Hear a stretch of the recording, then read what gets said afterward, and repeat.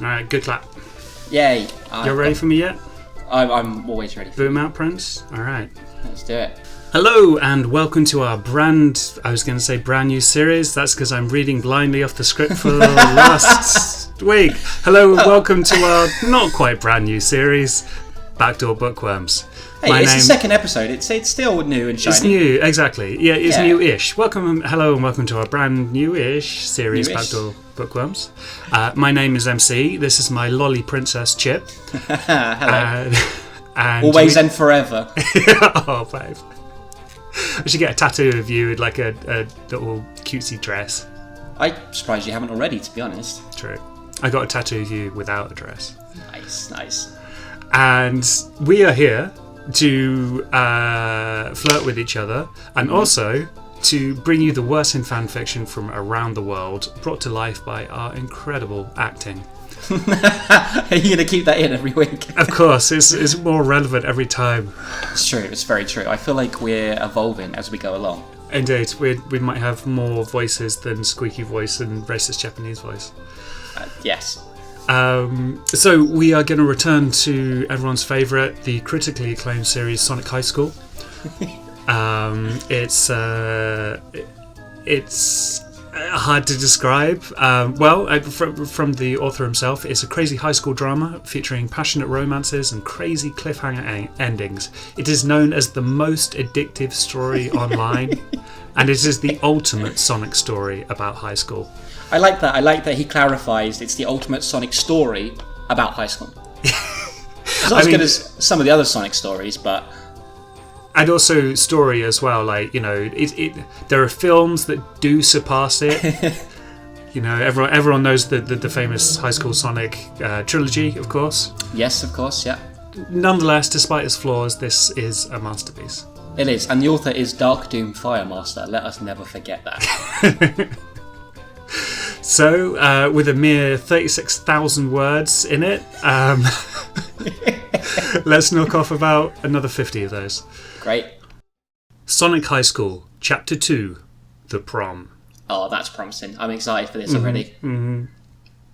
If we'd known each other in high school, we could have asked each other to the prom. It would have been amazing. How about we go to a school and take each other to that prom? Yes, brilliant. Okay, right, onwards. The rest of the day for Sonic was awful. So bad it was that Sonic went home and went right to the bathroom and took a big poop. That's what I do when I'm feeling sad. I cry out my butt. I will now refer to pooing as crying out of my butt. It was a mad poop because it went out fast. Do all poops have emotions? Yeah, and is it mad as in angry or mad as in crazy? Oh, good point. Or like in a sort of like, you know, kind of like mad, cool kind of hippity skippity butt. I see where you're going with this, yeah? Yeah. I don't know, like judging by his emotional state, it can't be a good poo. Unless it's such a good poo that it turns his frown upside down. It turned the brown upside down. Yeah. It shooted out of his butthole so fast that it was like a gun shooting. This is what I like about DarkDoomFireMaster. He focuses on the essential details of the story. This is an entire paragraph about pooing. It is muscular terse prose. It's like Hemingway. His poop stunk so much that even the neighbours could smell it. And they all had a meeting at night about what to do about it, and they decided they would just put fans on outside, and if it really started to smell again, they would do something else. Fucking hell. Poor Sonic, man. Is it his gay butt? Yeah, this is like one day for Sonic. He's had the whole thing at school in chapter 1, yeah, where people were talking about his butt, his gay balls, and now he's had his neighbour smell his own poop. I know. He's delivered he's cried a chemical warfare, biological warfare implement out of his butt.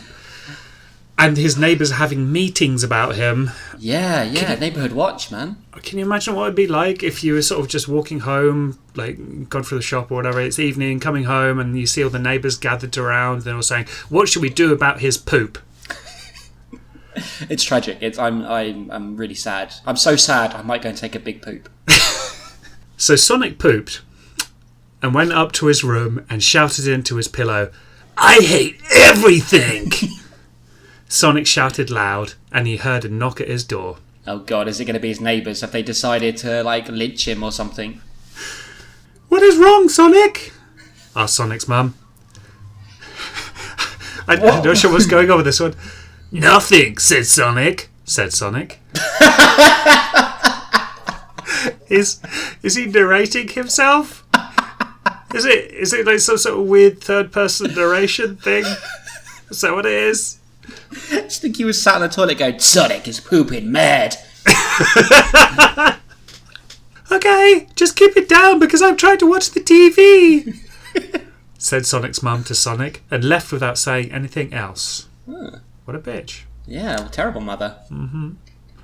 Sonic was in his room still, so he looked out to the window and saw Tails flying there with this flying Tails. Sonic, are you okay?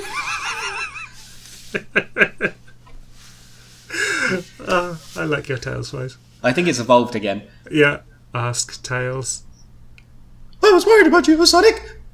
Sonic was less mad because Tails was always nice and smart and didn't care that Sonic left his pawns around his room so he could think about kissing and doing sex on Amy when he wasn't with Amy. That's sweet, even though, you know, he's got porn, but he's still thinking about his girlfriend even while he's jerking off to porn. Do you think he's like sellotaped a picture of her face onto all the porn stars? Ah, that would be it. But even the male ones. I don't know, do you think they're human porn stars? So he's got this hedgehog, cartoon hedgehog face on the body of a human. Oh, you're just making me want to Photoshop this now for the video, aren't you? Oh, don't worry, it probably exists. Please be happy, said Tails. Are you there? Sonic went to the window and opened the window. Good. Again, the details, man. It's the details. I know. The world he creates is just... Sonic grabbed Tails and put him on the bed because Sonic is strong too. I mean, Sonic's got a lot of bad stuff going for him, but he also has a lot of good stuff as well. Yeah, but that's quite an aggressive thing to do, isn't it? Like grabbing your friend and putting him on the bed to show how much stronger you are. Yeah, oh yeah, it's a bit... Yeah. This is a bit toxic masculinity / rapey. It is. I hope the porn isn't still there as well. This day was the worst, said Sonic. Everyone thinks I'm a gay loser, all because I gave them my journal. Sonic cried a little, and Tails put his hand under his face to catch his tears. Tears can stain the carpet. I don't know why, but that's my favourite bit of it so far. I know. It's like, I'm torn between whether that's like a practical household tip that he's just sort of putting in there, or if it's like some sort of metaphor about friends being there to catch your tears and stop them from staining the carpet. I don't know. I went somewhere else with it. I know where you went, and yeah, obviously I also went there, but went without saying. Yeah, catch the tears, drink them. Yeah. Tails hugged Sonic and said, I am always here for you. The promise tonight also. Wow, I forgot, says Sonic. Sonic ran to his closet fast and pulled out his prom uniform. It's a tuxedo, and put it on faster. Prom uniform, is that an accepted term? No. Cool, good. But you know, DarkDoomFireMaster makes his own rules. He does, because he says he put on his prom uniform and then in brackets put it's a tuxedo. Because only like some shit writer would put his tuxedo on. Exactly. Is a limo here yet, Tails? Said Sonic while looking at Tails. Yes! Said Tails right back. Let's go! And Sonic went outside with Tails, who was also in prom clothing, and they went outside and got in the limo. Is there a hierarchy? Is like a prom uniform above prom clothing? I guess so, because Sonic's wearing the uniform, so he obviously outranks Tails. Yeah, and also, like, in brackets, it says what the prom uniform was. It says, in brackets, it's a tuxedo. But the author doesn't even mention what prom clothing is. Ah, maybe Tails is just wearing one of those T-shirts that's got the tux on it. Yeah, maybe. The limo is broken, said the limo driver, who looked like a person, but darker coloured. Shit! Oh no! Oh no! Wow. When something makes us wince. No. Oh, DarkDoomFireMaster, we're really getting into it now. Oh wow! Oh no! Oh, we're gonna get arrested just for reading this. Oh god! Read that line again. The limo is broken, said the limo driver, who looked like a person but darker coloured. It still makes me go funny. Oh, okay. Not okay, man. Not okay. There are limits to this fanfiction has found them for us. Sonic and Tails got out of the limo and asked the limo driver if they could fix it. Nope, the limo is broken eternally. What the fuck? What? There's like the engine warning light on a car. Do limos have like a broken eternally light? Like a sort of funny ticking noise from the engine, but it gets to the house and then the light comes on. It's like, it's broken eternally. This is why you see so many abandoned limos on the road and the motorways. That light comes on and they're just like, well, it's broken eternally now, so might as well just get out and go. Take it to the garage and they're like, no, sorry mate, it's broken eternally. Yeah, so like, it's your gasometer. Let's go on, you say, so it's broken eternally, isn't it? Yeah. Said the limo driver. So Sonic grabbed Tails' hand and said, let's go, and ran all the way to the prom, which was on an island called Ghost Island. Where should we held the prom this year? Well, I mean, we could just use the gymnasium. I don't know. I want something a bit more special. We could hire like a venue in the town. No, how about Ghost Island? Brilliant. I mean, maybe it won't be a big haunted island. Maybe it's just the name of the place. Could be. I mean, it was a toss-up between that and serial cannibal rapist street. This place is scary, said Tails. Ghost Island was really scary. It was shaped like a skull, and everything looked like it was dead. Sonic looked at Tails. Yeah, it is, said Sonic. Why would they put the prom on this island? Said Tails. I don't see anyone else from the school here. Tails and Sonic were both worried about it all. Sonic and Tails walked forward, and there was a haunted house. Conveniently placed on Ghost Island. It's an appropriate place for it, really. Yeah, absolutely. It's well planned. Well, good city planning, that. Sonic and Tails went into the haunted house, and it was spooky. Sonic saw a ghost, and Tails saw a mummy. There was a man laughing. It's the worst episode of Scooby-Doo ever. I know. Ha ha ha! Sonic and Tails, now you are both here and fallen right into my trap, said the man laughing. The man looked like a fat, immature gay.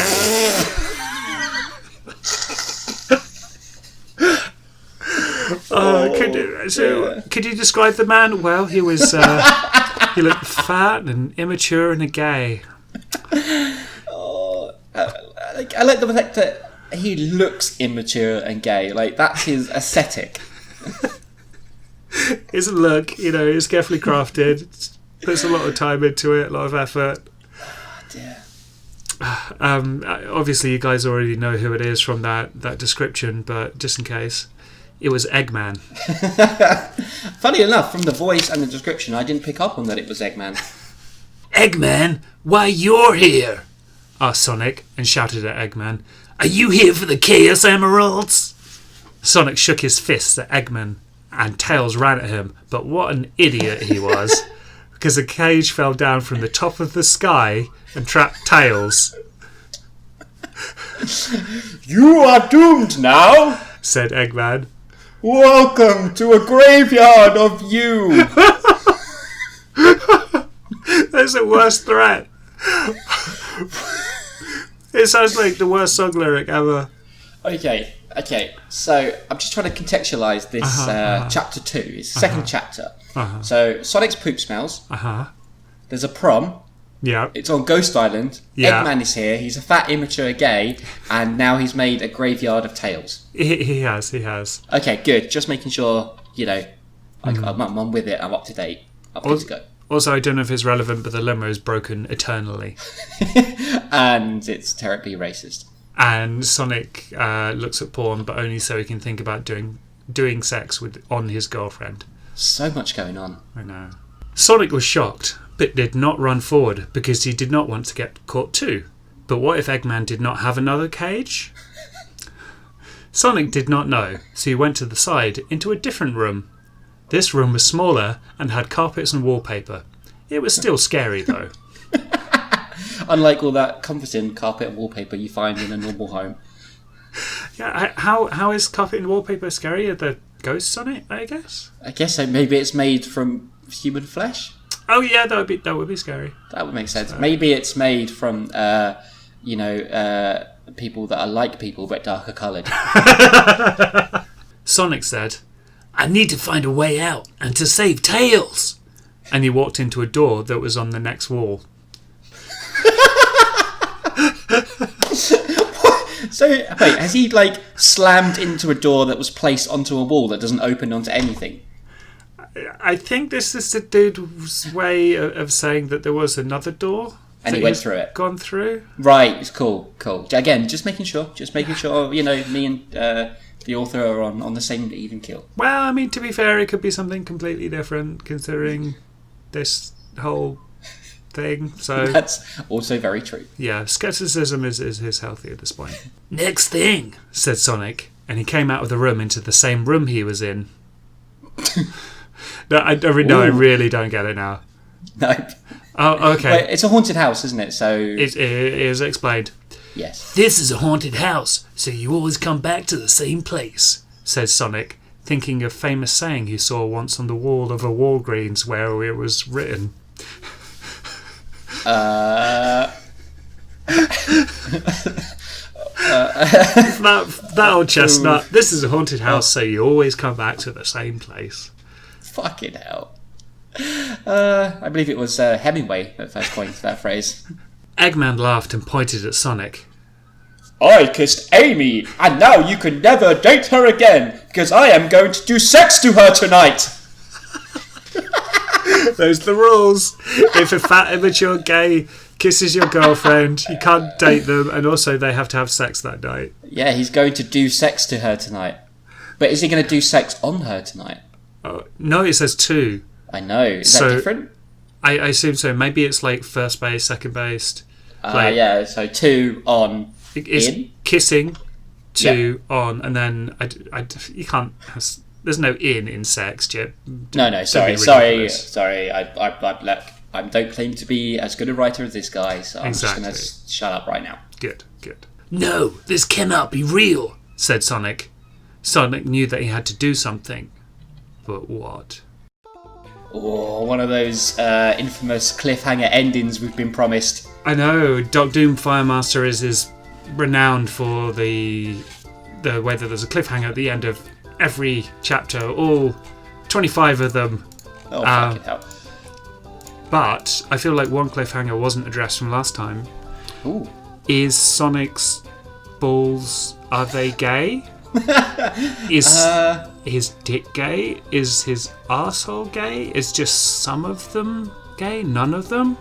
Hey, at least he's not a fat, immature gay. This is very true. Or a not quite a person because they're darker coloured. Or eternally broken. For fuck's sake. So, this chapter, man, shit happened. Shit went down. So much. Oh, God, I just want them to get to the prom, and let alone, save Amy from having sex done to her by Eggman. And what about Tails? He's still in that graveyard of him. These are all very good points, Chip. There's multiple cliffhangers. There are. I want next week to be here right now so we can do chapter 3. I know. I actually do though, because I want to find out what happens.